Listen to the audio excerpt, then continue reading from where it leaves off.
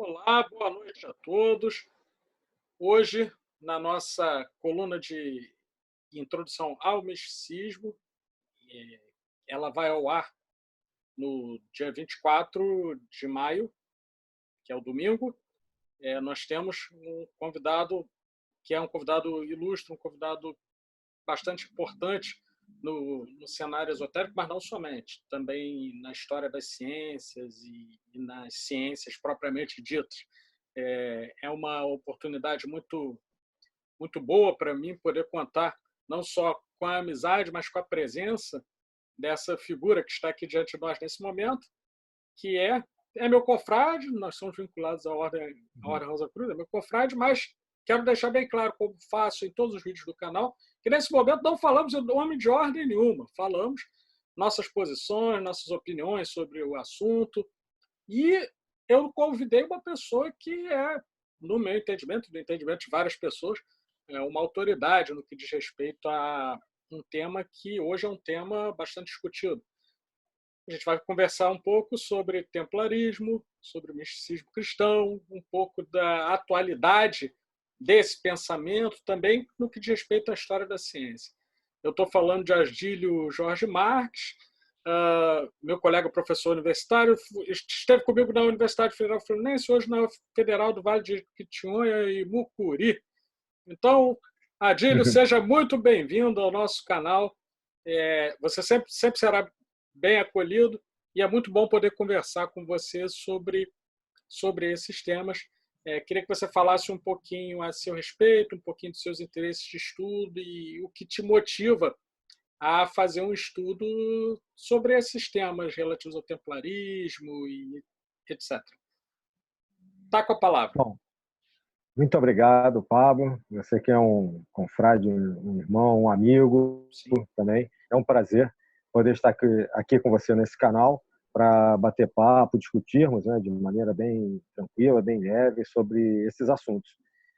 As palavras elogiosas eu agradeço por sua conta em relação às autoridades, etc. Mas eu tenho uma formação híbrida, você sabe disso, nós Sim. trabalhamos juntos, como você falou, não só na área de exatas, né, na formação de física, que de uma certa maneira eu ainda exerço, trabalhando com ensino, formação de professores nas áreas de ciências, dentre elas a física, claro, né? E depois eu fiz um doutorado em História e Epistemologia das Ciências, que me levou também a buscar uma outra graduação, que é de História. Então, eu trabalho na área de História das Ciências e desenvolvi também um interesse durante a graduação na UERJ pela história das religiões, das religiosidades em especial. Perfeito. Ou seja, filosofias ou religiosidades específicas, por exemplo, o templarismo, ou se fosse o rosacrucianismo, etc., Sim, sim. que aqui no Brasil, infelizmente, Uhum. são disciplinas, nós não temos cátedras bem formadas ainda desses temas. Ao contrário da Europa, que já há muito tempo se dedica a estudar, existem departamentos inteiros, institutos, cátedras que se dedicam ao esoterismo cristão, a importância disso para a historicidade humana, para a formação do pensamento europeu, né? E aí, obviamente, várias dessas tradições têm o início na Europa, então é importante entender o pensamento europeu e eles sabem disso a partir do viés, por exemplo, do templarismo, que é Sim. muito importante, por exemplo, a consolidação de Portugal, dessa Uhum. nação como a gente conhece hoje, você sabe disso. Sim, sim. Então eles dão uma importância grande que eu tento trazer aqui para o Brasil e tento trazer também para os estudos que eu faço na universidade já há algum tempo, não só nas graduações, mas também em orientações de pós-graduação. Inclusive, até já tive a sorte de ter um aluno interessado, por exemplo, em maçonologia, Perfeito. e nós fizemos, né, uma orientação na participação da maçonaria, e, historicamente, normalmente a maçonaria gosta de trazer uma certa herança dos templários, Sim, né? sim. Pelo menos pela forma tradicional, independente da questão de documentação histórica. Então, Sim. fizemos lá uma dissertação sobre o papel da maçonaria na educação do Brasil no século XIX. Sim. Então, meu caminhar é mais ou menos esse, né? Sim. E é interessante, Adílio, você mencionar esses aspectos, porque sem entrar, obviamente, no simbolismo e muito menos ferir o sigilo dos primos maçons, mas, por exemplo, é muito sintomático dessa influência templária quando na maçonaria nós temos uma ordem de Molay, por exemplo. Sem Lembrando da dúvida. grande figura de Jacques de Molay como um grão-mestre da ordem templária. Verdade. Dentro disso, eu queria lhe fazer uma pergunta que me surge à Sim, cabeça quando eu venho acompanhando há alguns anos, diria de 2003 mais ou menos para cá, uma multiplicação no Brasil de movimentos templários, né? Muitos movimentos templários, muitas ordens sim, templárias, ou pelo menos que se dizem templárias, né? E nem sempre estão totalmente vinculadas ou têm alguma ligação ancestral com os ritos templários. Muitas têm, algumas não. Eu queria que sim. você fizesse um comentário a esse respeito. Como você vê essa questão? Bom, essa é uma ótima pergunta e não é fácil de ser respondida, né? Que, Porque esses movimentos templários ou neotemplários, não, eles templários, têm ciclos, né? Eles mais ou menos a cada 40, 50 anos eles acontecem às vezes por motivações histórico-políticas, como por exemplo as grandes guerras, né? A Belle Époque francesa, sim, né? E a gente está tendo isso no século, com a entrada do século XXI novamente. Eu vejo isso, por um lado, com bons olhos, porque sim, nunca se falou tanto da uhum, história do templo, nunca se divulgou tanto o que eu acho que merece ser divulgado, sim, com seus prós e contras, o que os irmãos templários originais, né, do passado fizeram. Aí a gente está falando, eu estou mencionando aqui, né, estamos falando da ordem fundada lá em 1119, né, 1118 para 1119, sim, por aqueles 9 primeiros cavaleiros, que vai terminar ali em 1312 com a queima, né, a sim, imolação de Jacques de Molay em 1314, você mesmo já mencionou. sim, Nunca se falou tanto, nunca se fez tanto filme, nunca sim, tantos romances, animes, revistas em quadrinho e uhum, tal. Eu acho isso positivo, né? sim, Porque muitas pessoas vão estudar o que realmente aconteceu, uhum, vão desmistificar, mesmo quando romanceiam, né? A gente tem filmes, sim, séries, né? sim, Nightfall agora recentemente, né? sim, Que teve 2 temporadas. sim, Então eu acho que isso tudo é muito bom, né? Por outro lado, como tudo na vida, uhum, né? Toda moeda tem 2 lados. A gente sabe que quando a gente entra na questão de ordens tradicionais, aí eu acho um pouco complicado, porque infelizmente nós temos movimentos que são legítimos, como você também sim, já colocou, sim, e alguns se dizem continuadores e conseguem demonstrar sua tradicionalidade, não de uma maneira histórica, mas tradicional. sim, Outros têm um trabalho sério mesmo, alegando serem neotemplários, mas a gente sabe disso, sim, né?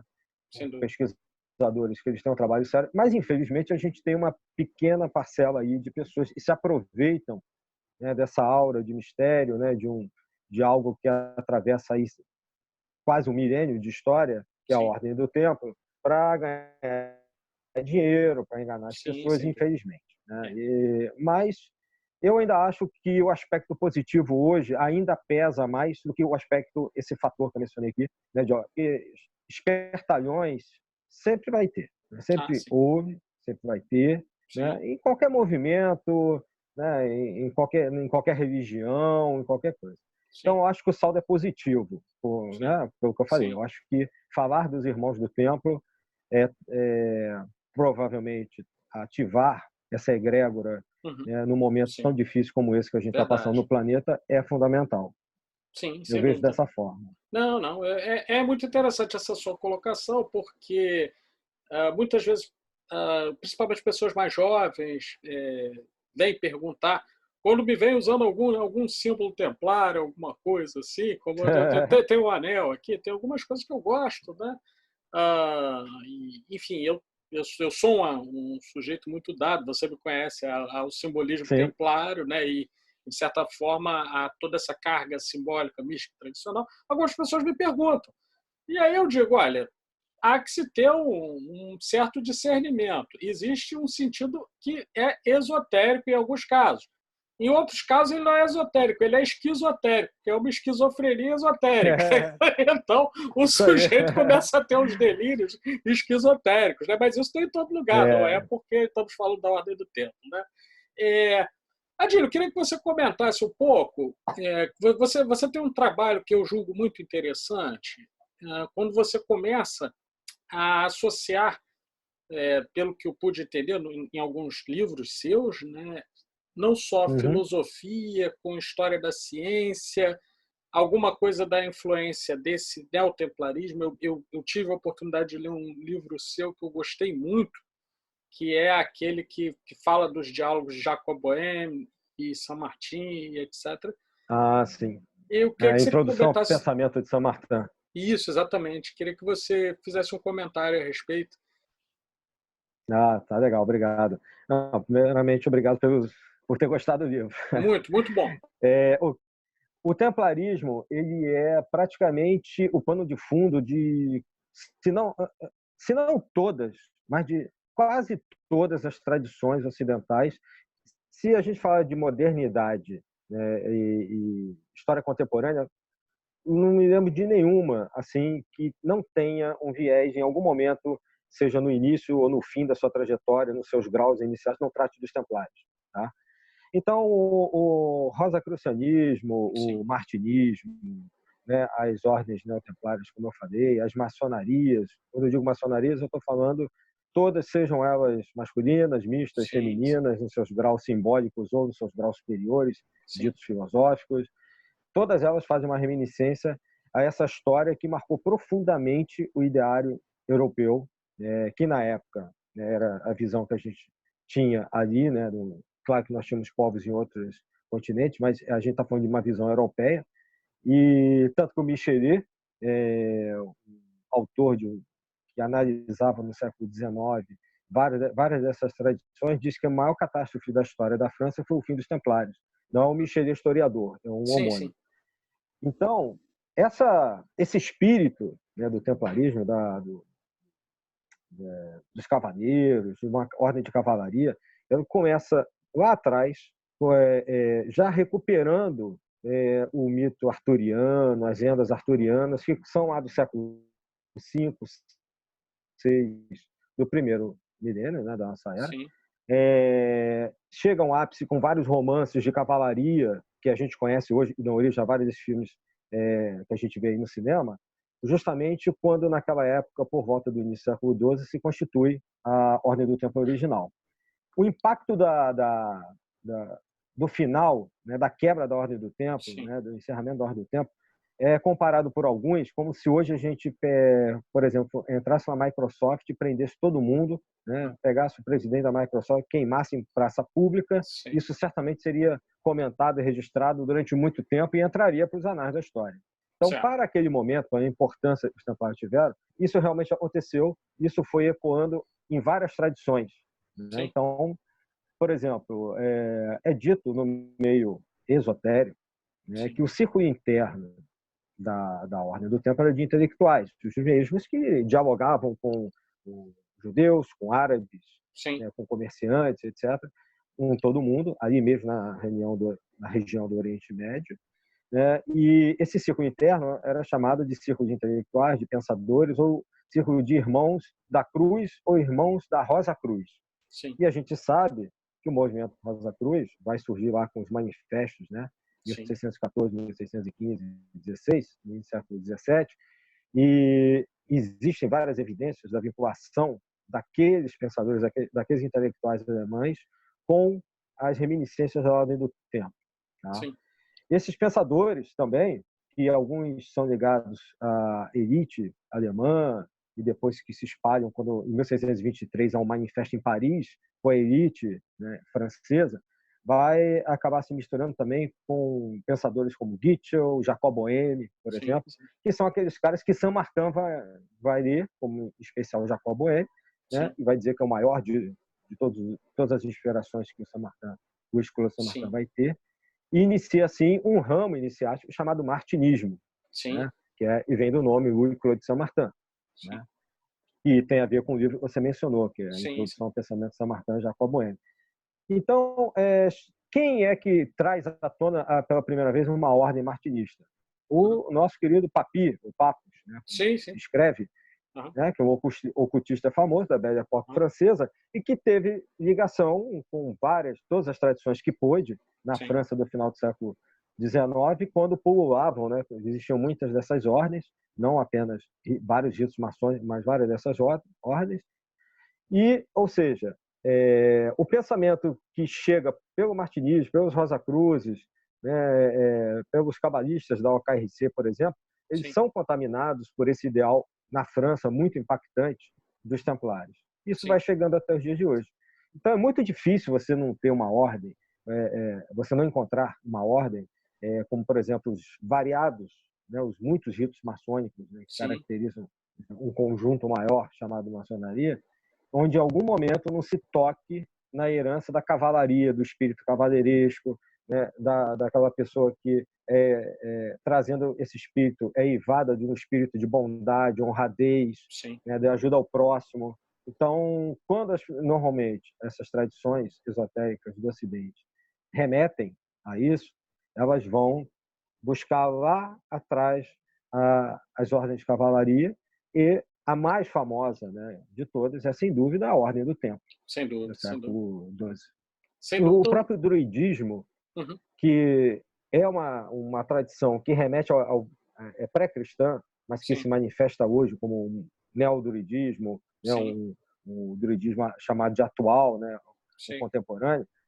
Algumas tradições druídicas têm internamente ordens de cavalaria, porque a gente sabe que ramos druídicos que foram sufocados pelo cristianismo no primeiro milênio, né, se mantiveram dentro de mosteiros e intelectuais, etc., mais ou menos no estilo do que a gente vê no Nome da Rosa, por exemplo, né, onde a intelectualidade ficava reservada àqueles mosteiros. E alguns ramos da tradição druídica sobreviveram até o século XII, chegando à criação da Ordem do Tempo. Então, por exemplo, um dos 9 fundadores da Ordem do Tempo, em 1119, André de Montbard, é o André do Monte dos Bardos. André de Montbard é isso. Ou seja, de uma certa maneira, o Monte dos Bardos é onde os bardos faziam, né, guardavam a tradição druídica. Era uma das funções dos bardos. E naquela época, os bardos viraram os trovadores medievais, que cantavam e escreviam os poemas épicos. Né? Sim, verdade. Ele, André de Montbard, era tio de São Bernardo, aquele que foi um dos maiores incentivadores para a criação da Ordem do Templo e ajudou a escrever a primeira ordem, a primeira regra da Ordem do Templo, o famoso Bernard de Clairvaux, que era um cisterciense. Sim. Uma ordem neotemplária pouco conhecida, não sei se dentro dos seus estudos você chegou a ver, foi uma fundada em 1402 chamada Ordem do Dragão, e que supostamente teria tido influência, inclusive na Inglaterra, quando você tem a Guarda Real até hoje sendo chamada de Os Dragões Verdes. Né? E essa ordem draconiana ela veio a dar origem a um ramo de uma determinada ordem que posteriormente era chamada com o nome latim, Ordo Draconiana, guardou uma parte do simbolismo, que é diferente da Loja Draconiana, que é uma das divisões de um outro ramo do misticismo, digamos assim, né? mais telêmico, etc. Né? É outra coisa. É uma outra coisa.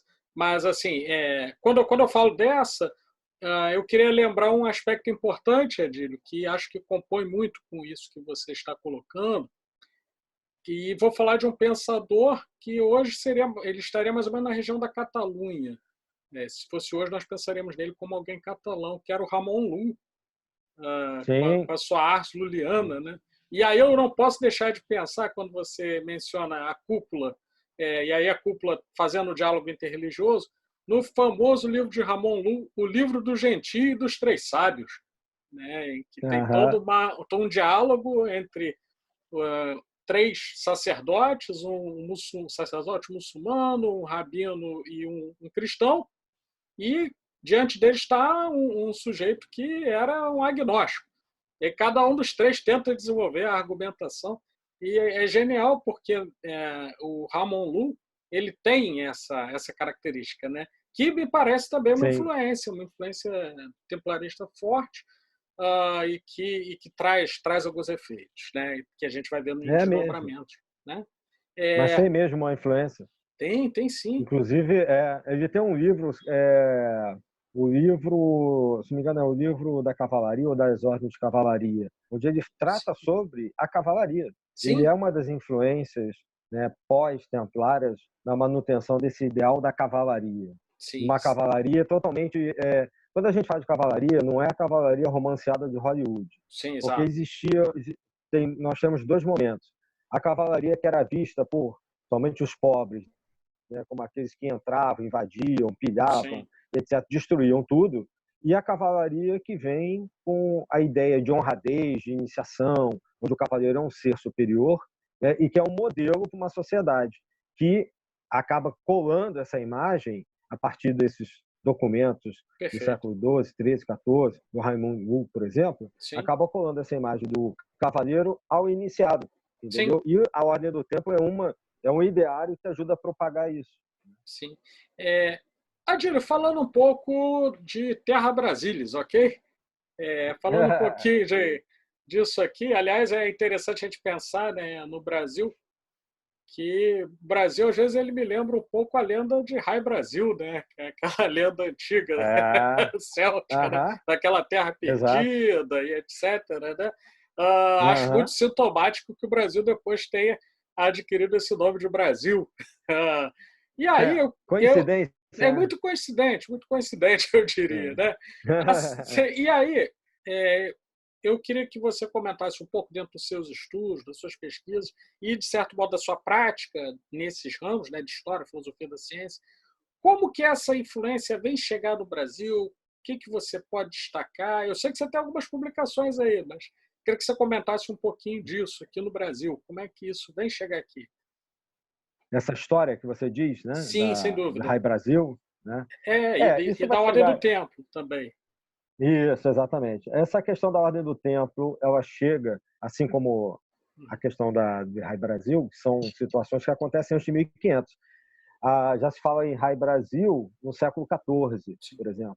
A ordem do templo é do século XII, XIII, e ela acaba no início do século XIV. E o Brasil está sendo fundado em 1500, né? Está começando ali no início do século 1500 e pouco, né? sim. 1510 começam realmente a povoar aqui, né? Fica meio Aham. 10 anos assim, um tempinho sem ninguém aparecer muito. Então lá pelo século XVI. Isso chega aqui pela ordem que financia, que organiza as expedições marítimas, principalmente depois do fim da Ordem do Templo, desde o século XIV, que é a Ordem de Cristo. O que Sim, que acontece? Quando a Igreja, né, apoiada pelo Papa e, obviamente, influenciada pelo Filipe IV, né, o Filipe o Belo, fazem toda aquela perseguição que dá origem no famoso julgamento dos Templários, né, e acaba extinguindo, né, ou pelo menos fechando a Ordem do Templo, sim. já que ela era uma prelazia do Papa e o Papa sozinho decidiu isso em 1312 decide-se isso. Muito bem. Ao longo daquela década, até 1319, né, o rei português ele decide intervir nessa situação, porque ele não queria entregar os castelos, as terras, fazendas, né, porque os templários eram donos de boa parte da Europa, isso incluía Sim, Portugal, sim. para a igreja, ou para uma outra ordem, e não fosse tão próxima à Constituição de Portugal quanto a Sim, Ordem do Templo. Portugal se constituiu com o apoio da Ordem do Templo, tá? Primeira nação do mundo. perfeito. Então, a sacação que ele teve foi: vamos mudar o nome da ordem. Praticamente ele muda o CNPJ da ordem, né? Estou simplificando aqui Sim, sim, mas é a isso aí. história.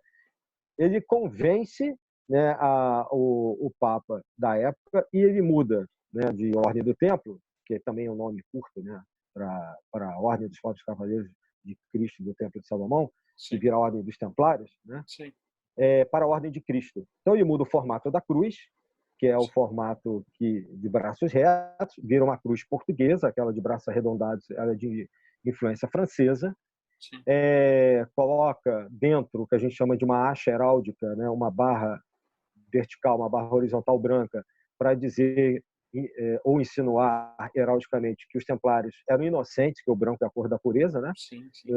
Então havia inocência no sangue derramado, que é a cor vermelha da cruz, né? Não só o sangue de Cristo, mas dos mártires templários. E, coincidência ou não, após a Ordem do Tempo sair da França e boa parte do que eles tinham de tesouros desaparece, seus navios desaparecem em grande parte, Portugal começa, coincidentemente na mesma época, a aumentar suas navegações, né? Consegue fazer, em 1498, dobrar ali embaixo, né, o Cabo da África e chegar às Índias, vamos dizer assim, com o Vasco da Gama e tal. Em 1500, descobre, ou redescobre, pelo que você acabou de falar, né, de Rai Brasil, né, e chega aqui em nossas terras. Né? É engraçado que, então, a Ordem do Tempo, via a Ordem de Cristo, fundada em 1319 por Portugal, não só financia, mas ela herda, muito provavelmente, os mapas, documentos, tesouros e o dinheiro que vai ajudar a construir a frota que vai circunnavegar o mundo e descobrir, vai fazer os portugueses chegar ao Japão, etc. E tal, sim, até o Oriente, verdade. Né? Goa, Macau, etc. Exatamente.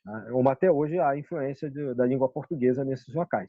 Então, a Ordem do Templo é o vetor que, mudando de nome, passando em Portugal para a Ordem de Cristo, faz com que isso chegue ao Brasil em 1500, que é aquela cruz vermelha que tem nas caravelas que circunnavegaram e se espalharam pelo mundo aí, inclusive chegando aqui. Né? E, na verdade, é por isso, muito provavelmente, que o nome do Brasil primeiro não foi Brasil, né? Era Terra de Vera Cruz, né? Onde a verdadeira cruz para ele, isso é um jogo de palavras, porque, na verdade, o Brasil foi destinado à Ordem de Cristo, ou seja, ela era uma terra destinada ao templo, à Ordem do Templo. Sim. Então, ela era a verdadeira cruz porque havia um ranço da perseguição da cruz católica à cruz da Ordem. Né? Depois acabou virando Brasil. Essa história do Rai Brasil até hoje se discute. Portugal tem uma linha de pensadores, de intelectuais portugueses que acreditam que não tem nada a ver com a tinta vermelha da árvore, né? Tem a ver com a lenda céltica, por causa da influência celtíbera na Península Ibérica, né? Dos celtas íberos. Então, nós estamos aqui hoje como brasileiros que fomos descobertos por uma ordem, né? Que é de reminiscência templária, só mudou o nome. Então, é assim que nós chegamos aqui. É verdade. E, de certo modo, né, pelo que a gente pode observar, esse simbolismo ele não só se mantém no seu aspecto externo, mais visível, né? Por exemplo, se nós pensarmos, conforme você disse, né, no sinal, na cruz específica que chega aqui, com as caravelas, mas me parece também, Adílio, que ao longo da própria Constituição do Brasil, né, e no seu desenvolvimento, uma série de pensadores influenciados por essas vertentes vieram a ter um papel de relevo aqui. Concorda comigo? Sim, sim. Concordo. Acho que sim. Acho que você poderia destacar algo nesse sentido? Sim. Assim, desde o início, o Brasil foi visto como um ponto estratégico. Sim. Qual era a preocupação de Portugal? Né?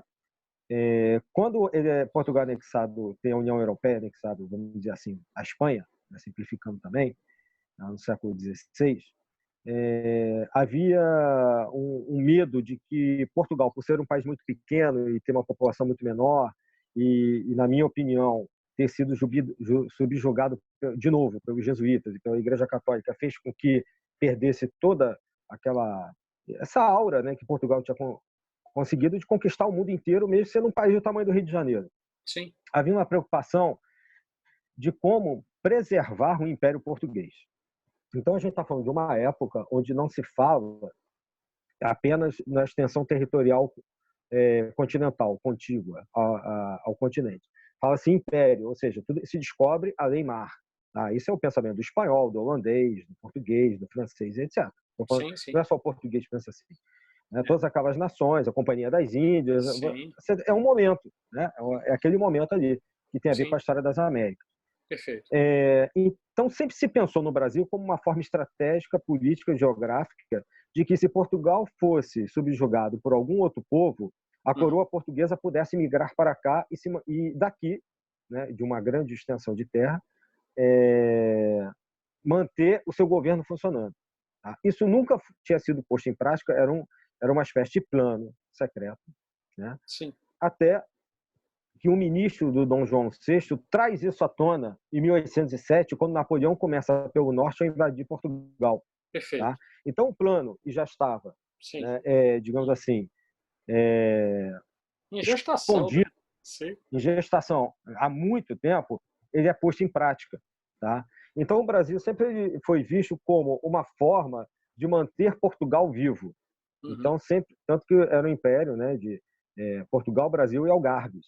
Certo. E quando Napoleão invade Portugal, e claro que ao longo do século XVI, XVII até o início do século XIX, os reis portugueses e seus ministros, todos eles são personagens, dentro do que você perguntou, que são importantes nessa questão. Né? José de Souza Coutinho é um ministro que mantém isso vivo e, junto com Domingos Vandelli, que é um italiano que ajuda a reformar pelas ciências a Universidade de Coimbra, apoiam a saída da corte portuguesa para cá em 1807 e chegam aqui em 1808. Né? A gente comemorou muito isso no ano de 2008, os 200 anos e tal. Sim. Né? Então, esse plano é apoiado pelos intelectuais da época, da Universidade de Coimbra, que era um local, foi um local, para onde mais de 1.000 brasileiros foram como estudantes entre o século XVIII e XIX. E lá foram influenciados pelas ideias da Revolução Americana e da Revolução Francesa. Tá? Sim. Essas ideias, que eles depois, quando se formavam em Direito, em Cânone, em Ciências, como no caso, por exemplo, de José Álvares Maciel, eles voltam para cá com essas ideias de um novo mundo. Né?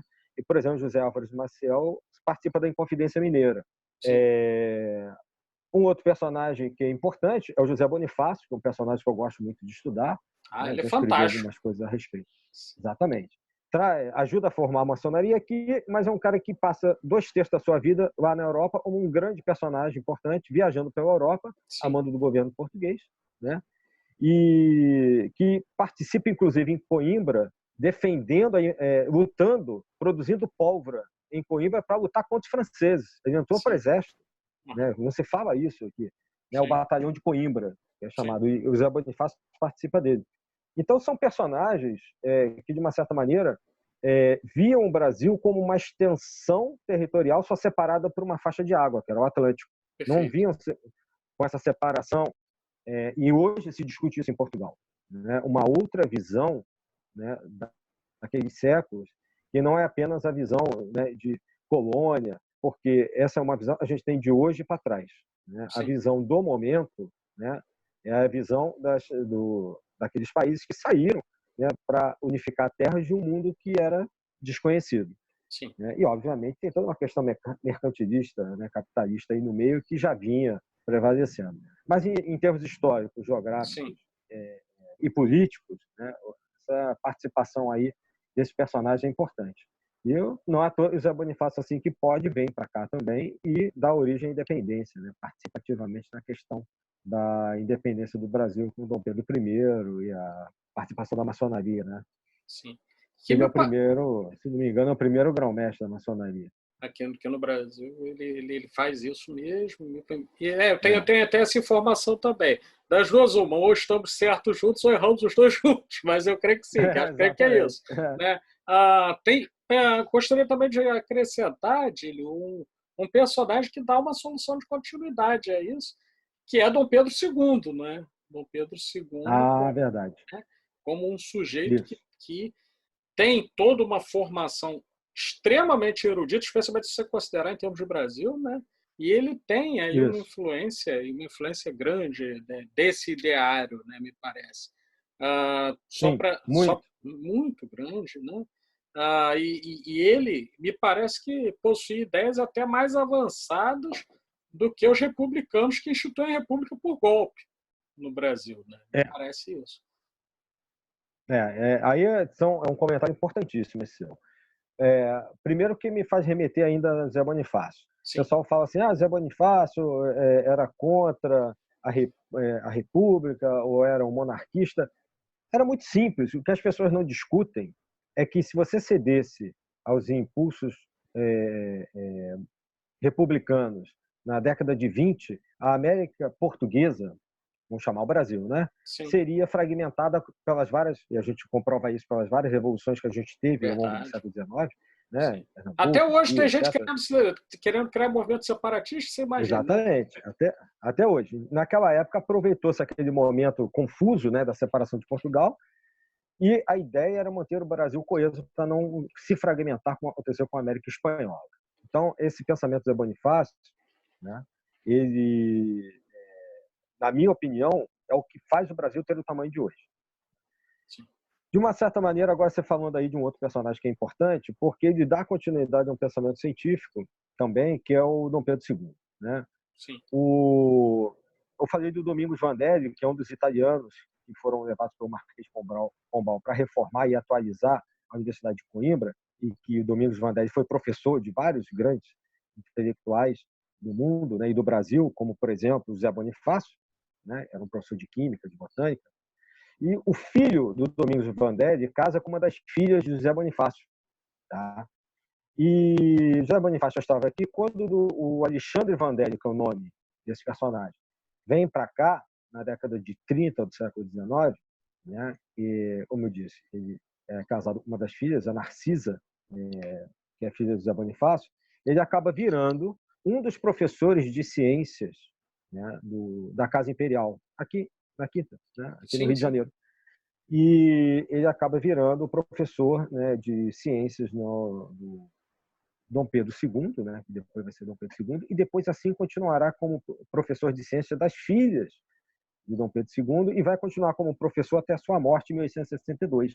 Né? Sim. Então, aquele tipo de pensamento ligado à natureza, né, ligado a uma visão na qual o homem é importante, Sim. mas descentraliza da igreja para a razão, para um iluminismo que vai permeando também alguns intelectuais em Portugal e que chega, de uma certa maneira, a Coimbra, passa do velho Domingos Vandelli Sim. para o Bonifácio e todos os Zé Alves de Maciel e etc., todos aqueles que passaram por lá, e vai chegar no filho, trazendo isso para cá, para a corte também. Então, há uma solução de continuidade, como a gente fala, Sim. nisso, entre lá o final do século XVIII, toda a administração do Dom Pedro I, Dom Pedro II, até a gente ter a questão do golpe lá republicano em 1889. Sim.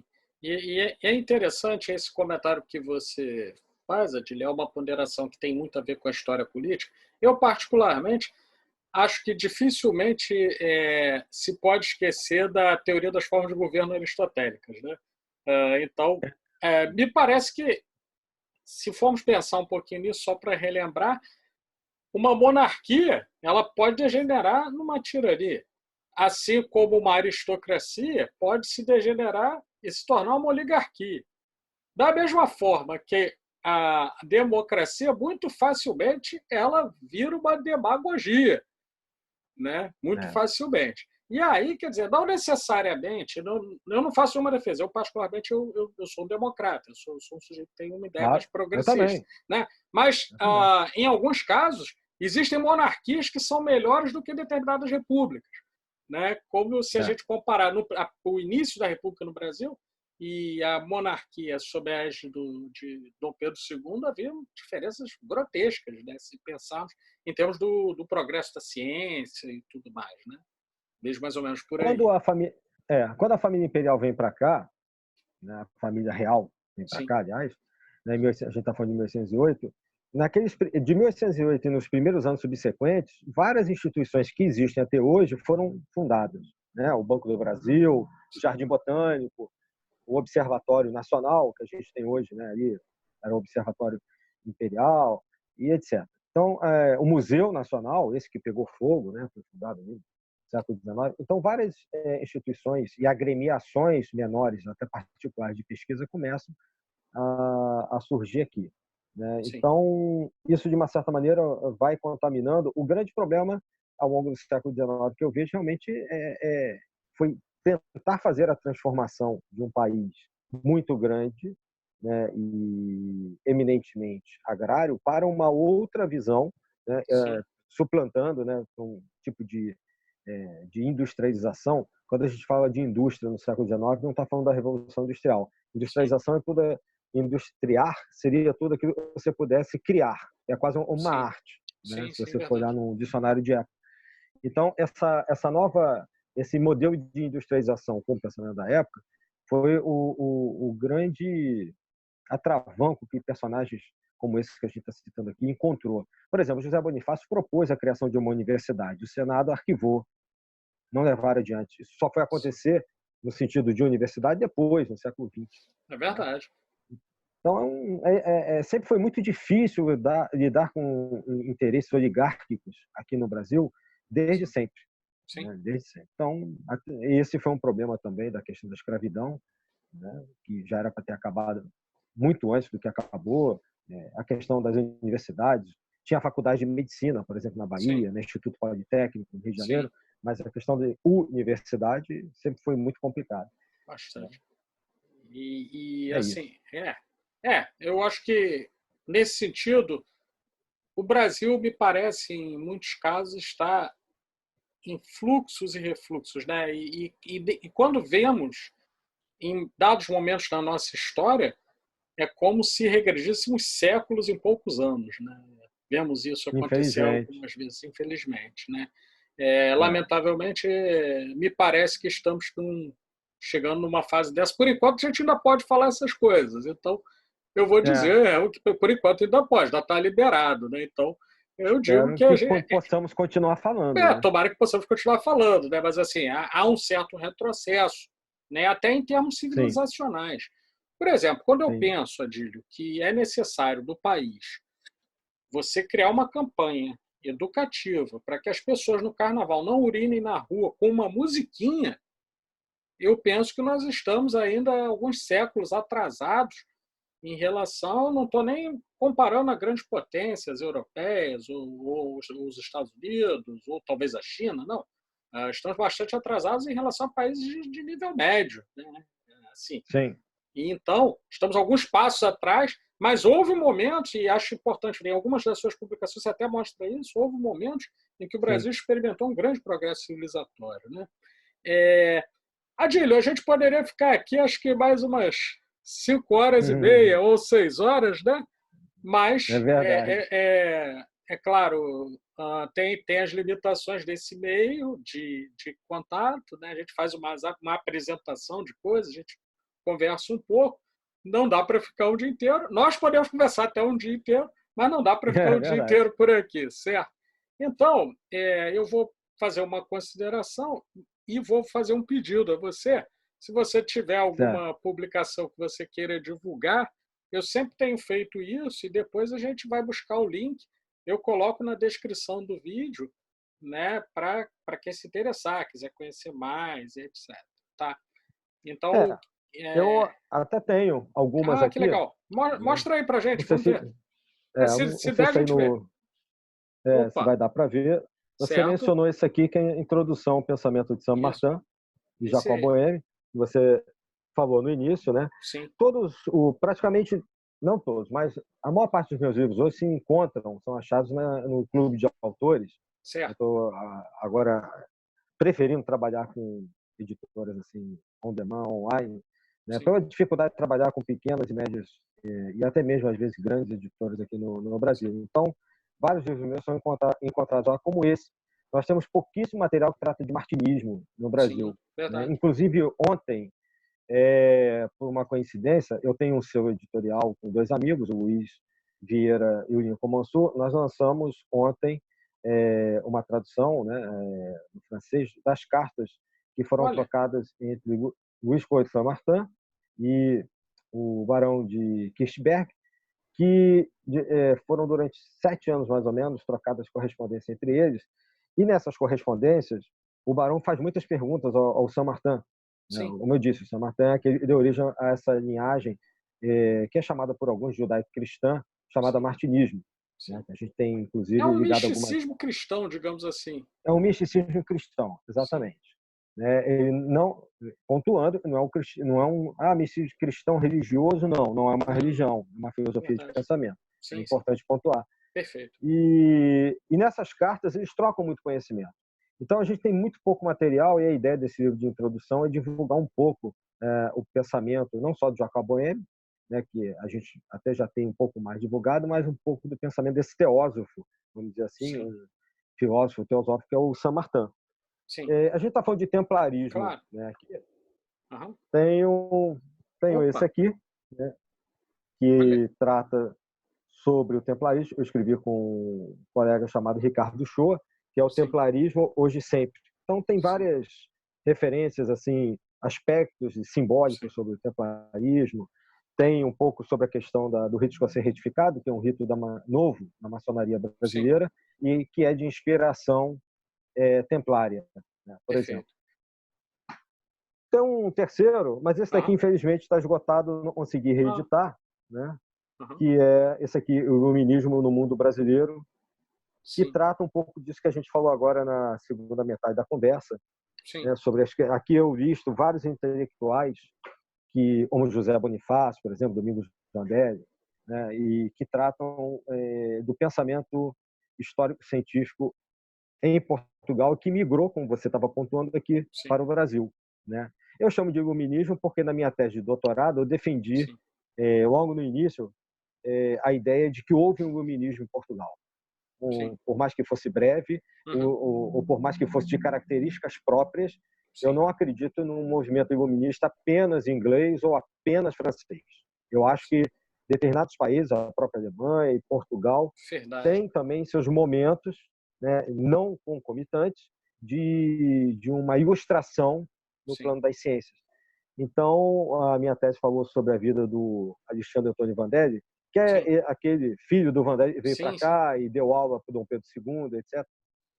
E nessa obra aqui eu trato dos intelectuais que prepararam assim o meio de campo para que um José Bonifácio surgisse, o próprio Alexandre Vandelli surgisse, como personagens disso que nós conversamos, né? sim. E existem vários outros, eu não vou ficar aqui falando de vários livros meus, eu vou mostrar dois aqui rapidinho, só para fechar. Eu Nada, falei, temos então tempo. já que eu mencionei, esse aqui é o Sim, volume 1 da aham, dissertação que eu fiz com o Samuel, né? sim, Samuel foi meu orientando de mestrado.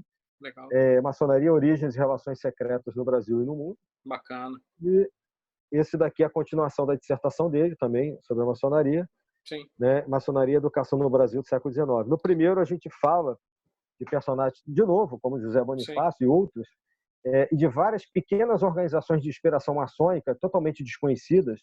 Eu encontrei documentos no arquivo nacional, na época que eu estava fazendo meu doutorado, aí sim, passei para ele, enquanto meu aluno, e nós escrevemos alguns artigos, e um pedaço da dissertação dele trata desses movimentos maçônicos no Brasil. E o sim, livro de capa verde, a importância que a maçonaria teve na criação de escolas, né, de primeiros estudos, sim.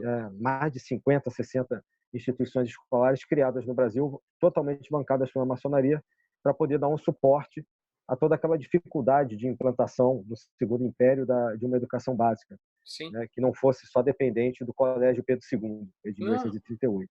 não, com certeza. E é Então, a gente faz importante, um levantamento até o início do século XX. sim. E acho interessantíssima essa obra, especialmente essa vertente que vai tratar da maçonaria sob um ponto de vista histórico, filosófico e etc.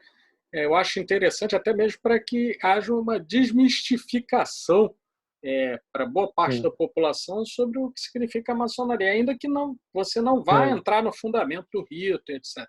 Vou contar uma coisa Não, não. curiosa que aconteceu comigo. Certa vez me convidaram para ir a uma loja maçônica, num determinado lugar, para assistir a uma cerimônia. Eu não sou maçom, mas fui convidado, porque somos primos, né? Então, em algumas Aham. ocasiões pode haver isso, né? E tudo bem.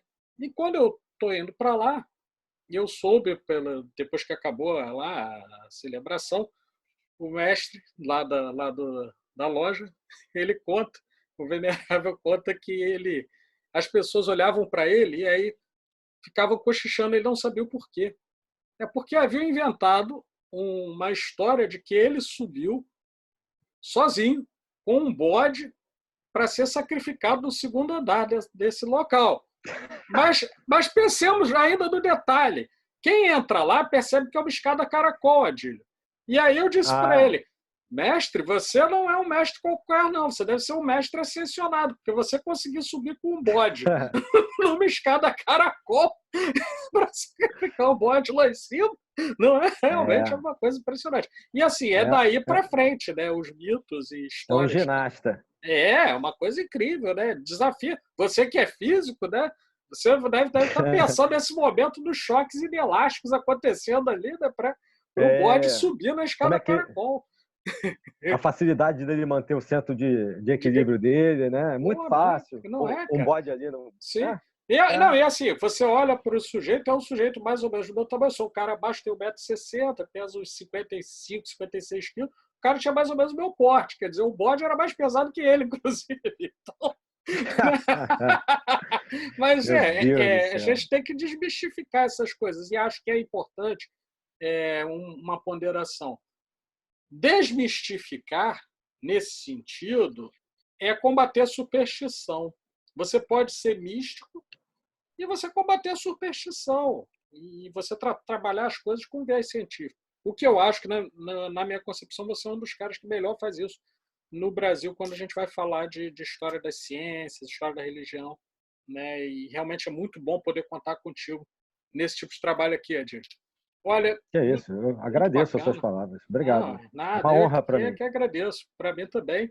É, falando agora nas considerações finais, né, nos momentos tristes de despedida, para o pessoal que está nos assistindo, eu já estou pegando alguns links aqui para quem quiser posteriormente conhecer um pouco melhor o trabalho do professor Adílio. Eu coloco não somente o link do currículo Lattes dele na descrição, mas também link para algumas dessas suas publicações, para quem tiver interesse, quiser conhecer melhor, né, vai poder Tá ótimo. olhar lá na descrição do canal. Olha, muito obrigado. Obrigado. Sempre aprendendo muito. Seja bem-vindo sempre, entendeu? Em outros momentos vamos travar ainda outras discussões, outras conversas, e certamente com assuntos muito interessantes, Adílio. Muito obrigado pela presença. O público do canal está crescendo, hein? Tem mais ou menos uma semana, a gente está chegando aí na faixa de 2.800 visualizações por aí. O negócio está indo bem. Tá bom. Né? Tá bom. Bacana, está indo bem. Você tá de parabéns aí pela iniciativa, não só desse canal, mas também do outro, né?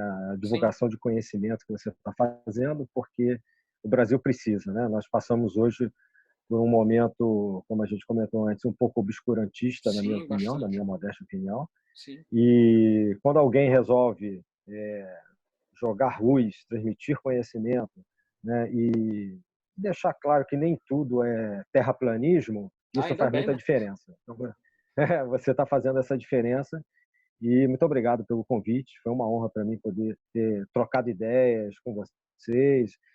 São opiniões, assim, nenhum de nós é o dono da verdade. Sim, Isso, verdade. o que a gente conversa é sempre Claro. baseado naquilo que a gente encontra, no que a gente Sim. deduz, né? Mas estamos sempre abertos à discussão, porque, como você falou, temos um espírito democrático, né? Então, exatamente. Não somos dogmáticos. Né? E, para mim, eu estou sempre à sua disposição quando você precisar para a gente bater um outro papo desse em qualquer momento, tá bom? E deixo um abraço aí para todos os seus ouvintes, né? Todos aqueles que te visualizam. Eu estou lá curtindo sempre e vendo seus vídeos. Tá legal. Forte abraço, Adílio. Até a próxima, Forte abraço, irmão. então. Até. Abraço, tudo de bom. Valeu. Valeu. Tchau, tchau. Tchau, tchau.